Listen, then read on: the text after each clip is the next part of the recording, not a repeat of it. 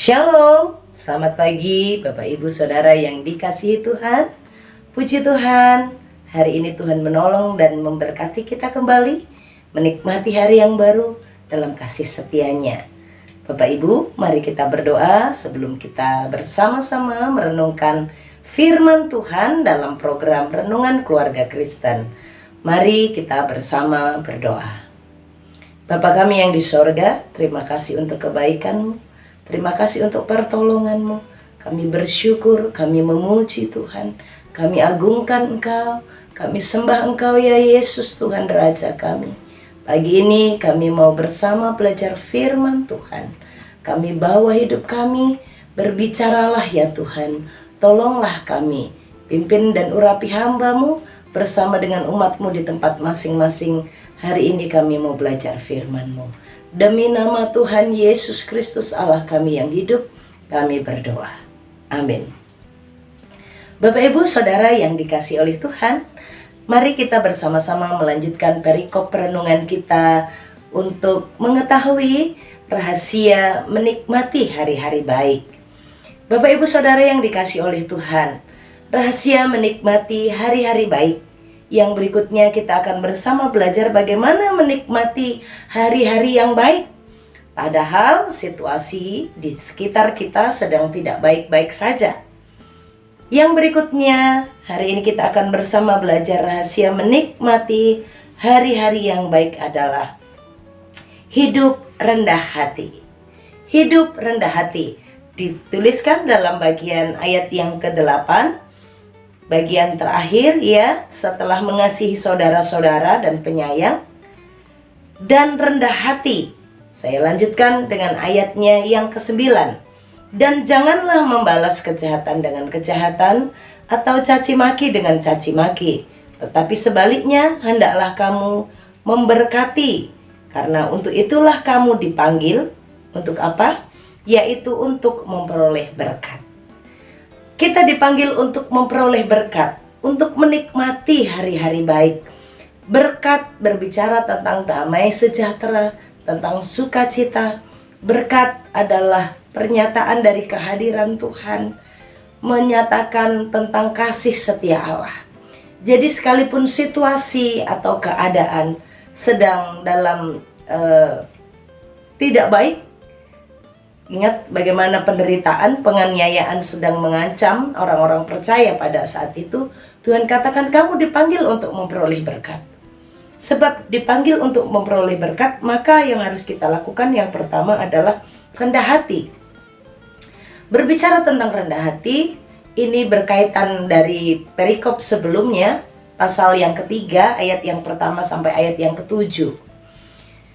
Dikatakan di dalam ayatnya yang pertama, menjelaskan tentang situasi atau keadaan rumah tangga yang ada pada saat itu.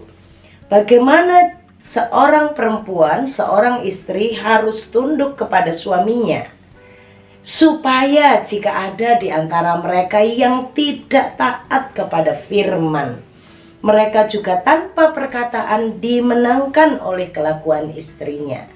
Jadi kehidupan dengan kelakuan atau sikap hidup yang rendah hati ternyata memiliki kekuatan yang besar.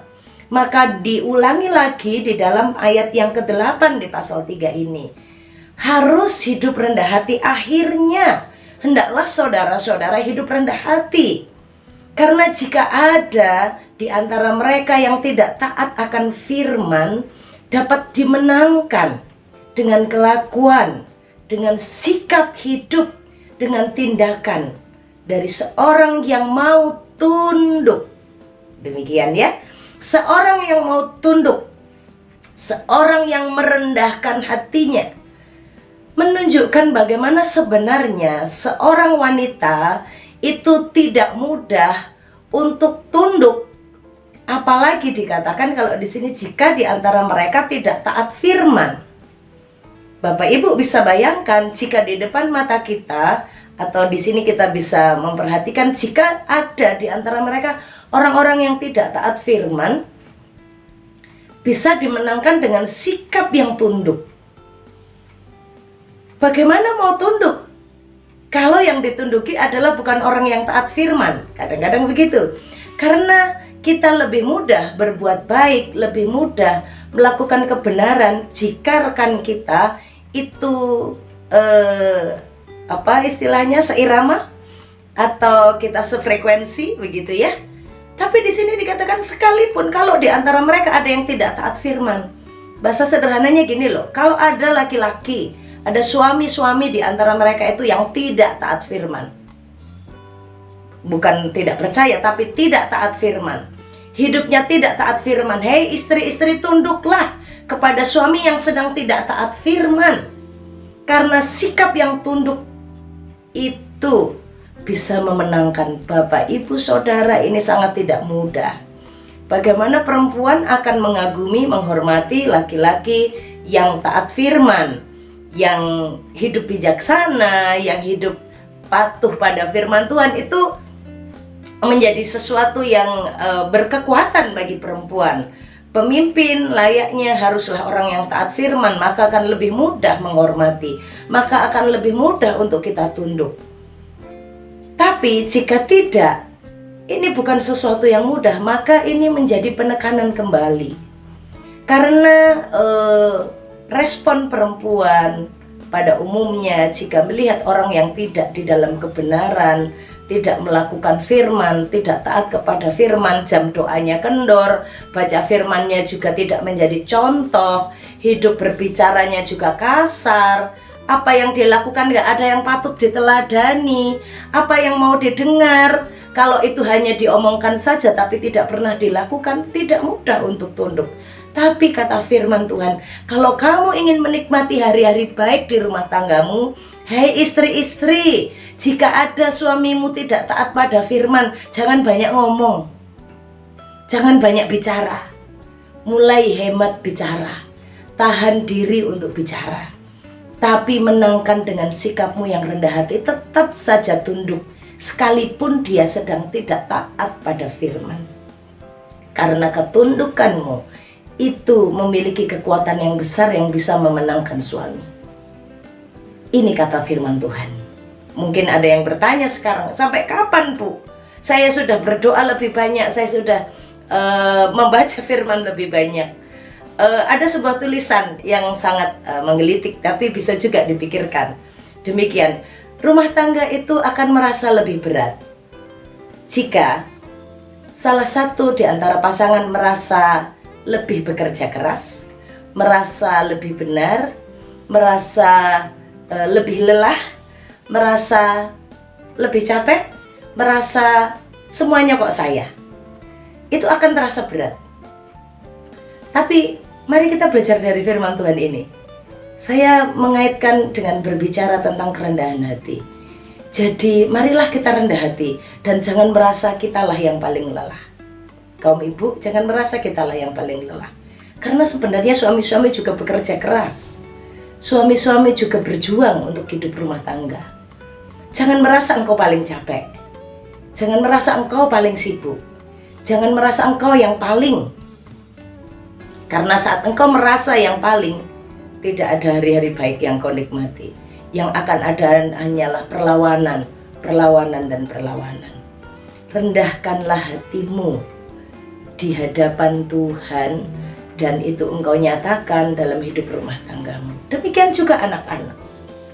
Anak-anak, jika engkau rendah hati, maka hari-hari baik akan engkau nikmati di rumah tanggamu. Papa mamamu juga akan menikmati hari-hari baik jika anak-anak hidup rendah hati.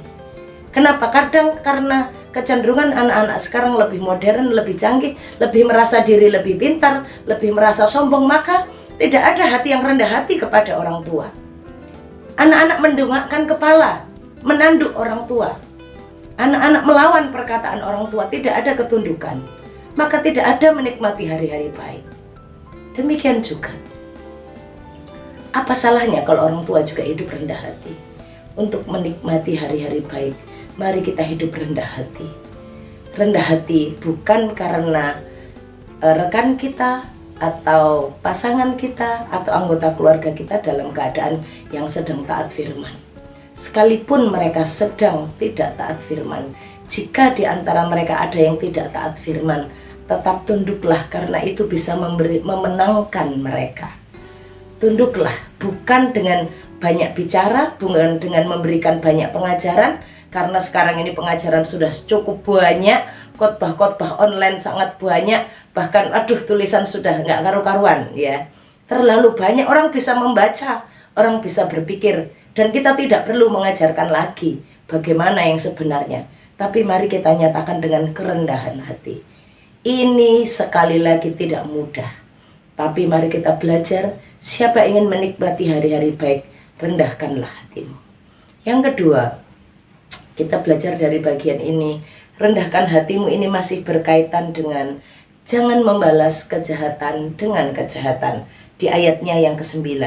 Atau membalas caci maki dengan caci maki, tetapi hendaklah kamu saling memberkati. Jadi janganlah membalas, tetapi berkatilah. Rendah hati, jangan membalas, tetapi berkatilah. Dikatakan dalam bagian ini, kalau engkau ingin menikmati hari-hari baik dalam rumah tanggamu, dalam pekerjaanmu, di tempat di mana kita berada, di tempat belajar, dimanapun, dikatakan jangan membalas. Kata jangan membalas itu begini, jangan melemparkan kejahatan yang dilemparkan kepadamu, jangan mengembalikan gitu ya, jangan melemparkan kembali, jangan melemparkan kembali kejahatan yang sudah dilemparkan kepadamu. Bahasa praktisnya, kalau orang itu mengenakan kepadamu, melakukan kepadamu yang buruk, keburukan itu jangan kau lemparkan kembali kepadanya, jangan engkau kembalikan gitu.